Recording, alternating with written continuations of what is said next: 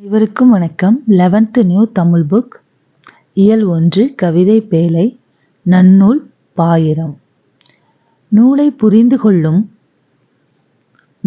புரிந்து கொள்ளவும் அதன் சிறப்பை உணர்ந்து விருப்பத்துடன் கற்கவும் பாயிரம் உதவுகிறது. தமிழின் முதல் இலக்கண நூலான தொல்காப்பியத்தில் இத்தகைய அமைப்பினை காணலாம். தொல்காப்பியத்தையும் அதன் உரைகளையும் பின்பற்றி எழுதப்பட்ட நூலான நன்னூலில் பொதுப்பாயிரம், சிறப்பு பாயிரம் ஆகியன குறித்து விளக்கப்பட்டுள்ளது. நன்னூலில் பொதுப்பாயிரம், சிறப்பு பாயிரம் என குறித்து விளக்கப்பட்டுள்ளது. அவற்றுள் ஏழு நூற்பாக்களை நம் பாடப்பகுதியில் பார்ப்போம். பாயிரம் இல்லது பணுவல் அன்றே. 1. முகவுரை பதிகம் அணிந்தவரை நான்முகம், புறவுரை, தந்துரை, புனைந்துரை பாயிரம். இதுதான் நூல் 1. 2. பாயிரம் பொது, சிறப்பு என இரு பாற்றே. ரெண்டாவது என்னதுன்னா பாயிரம் பொது, சிறப்பு என இரு பாற்றே. 3. நூலே நுவல்வோன் நூவலும் திறனே கொள்வோன் கோடல் குற்றாம் ஐந்தும் எல்லா நூற்கும் இவை பொதுப்பாயிரம். 4. ஆக்கியோன் பெயரே வழியே எல்லை நூற்பெயர் யாப்பே நுதலிய பொருளே கேட்போர் பயனோடு ஆ என்னும் பொருளும் வாய்ப்ப காட்டல் பாயிரத்து இயல்பே. 5.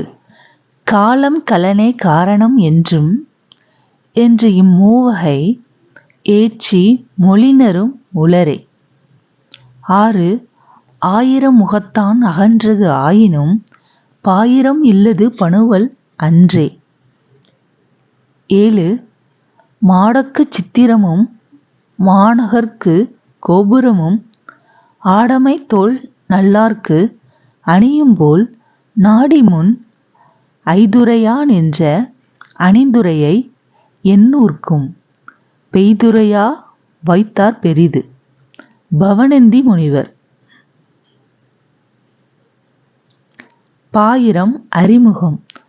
நூலை உருவாக்கும் ஆசிரியரின் சிறப்பையும் அந்நூல் வழங்கும் கருத்து வளத்தையும் தொகுத்து நூல் முகப்பில் வைக்கும் முறை பற்றி பேசுவது பாயிரம் ஆகும்.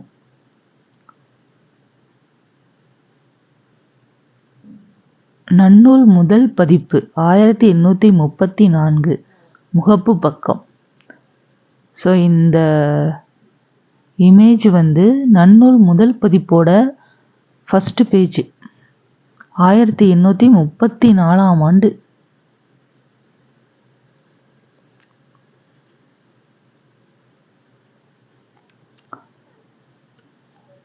பால் சொல்லும் பொருளும் பால் வகை இயல்பு இலக்கணம் மாடம் மாளிகை அமை மூங்கில். பாடலின் பொருள். 1. பாயிரத்திற்குரிய 7 பெயர்கள்.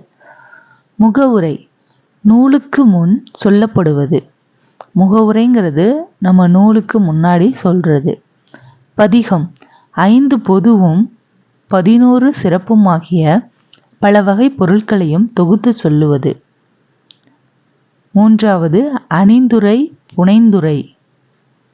3 நாள் அணிந்துரை புனைந்துரை நூலின் பெருமை முதலியவை விளங்க அலங்கரிக்கச் சொல்வது.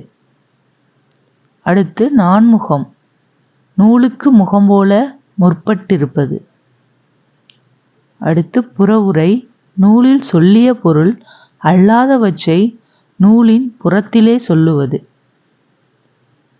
அடுத்து தந்துரை நூலில் சொல்லிய பொருள் அல்லாதவற்றை தந்து சொல்லுவது. புறவுரைங்கிறது நூலில் சொல்லிய பொருள் அல்லாதவற்றை நூலில் புறத்திலே சொல்வது. புறவுரைனா புறத்துல, தந்துரைனா இங்கே கொடுத்துட்றாங்க. அப்புறம் பாயிரம் பொதுப்பாயிரம் சிறப்பு பாயிரம் என இரு வகைப்படும். 3. நூலின் இயல்பு ஆசிரியர் இயல்பு கற்பிக்கும் முறை மாணவர் இயல்பு கற்கும் முறை என்னும் 5ஐயும் கூறுவது பொதுப்பாயிரம். 4. சிறப்பு பாயிரத்தின் இலக்கணம் நூலாசிரியர் பெயர் நூல் பின்பற்றிய வழி, நூல் வழங்கப்படுகின்ற நிலப்பரப்பு, நூலின் பெயர்.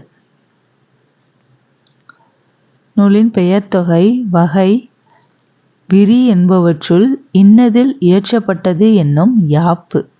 நூலில் குறிப்பிடப்படும் கருத்து, நூலை கேட்போர் மாணவர், நூலை கற்பதனால் பெறுகின்ற பயன் ஆகிய 8 செய்திகளையும் செம்மையாக தெரிவிப்பது சிறப்பு பாயிரத்தின் இலக்கணமாகும். இப்பாடல் நூற்பா வகையை சார்ந்தது. 5. நூல் இயற்றப்பட்ட காலம், அது அரங்கேற்றப்பட்ட அவைக்களம், அது இயற்றப்பட்டதற்கான காரணம் என்னும் இம்மூன்றையும் மேலே கூறப்பட்டுள்ள 8 செய்திகளுடன் சேர்த்து கூறுவோரும் உள்ளனர். 6.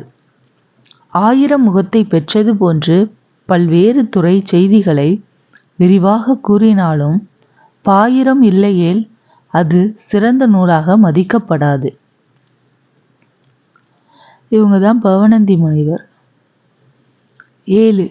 மாடங்களுக்கு ஓவியங்களும் பெரிய நகரங்களுக்கு கோபுரங்களும் அழகிய தோள்களை கொண்ட மகளிருக்கு அணிகலன்களும் எழிலை தரும். அவை போன்று எல்லா வகை நூல்களுக்கும் முன்னர் அழகு தருவதற்காக அணிந்துரையை புலவர்கள் பெருமையுடன் சேர்த்து வைத்தனர்.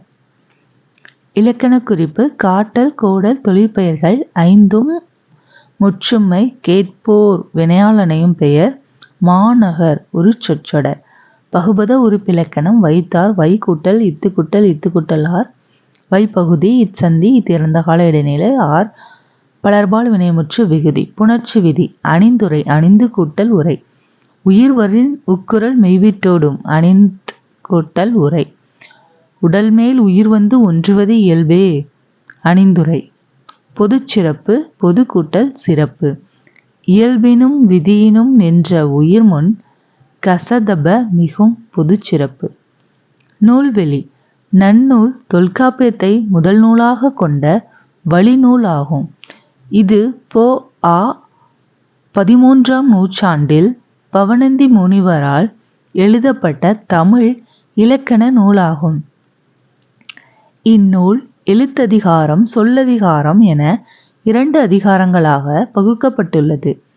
எழுத்ததிகாரம் எழுத்தியல், பதவியல், உயிரீற்று புணரியல், மெய்யீற்று புணரியல், உருபு புணரியல் என 5 பகுதிகளாகவும், சொல்லதிகாரம் பெயரியல், வினையியல், பொதுவியல், இடையியல், உரியியல் என 5 பகுதிகளாகவும் அமைந்துள்ளன.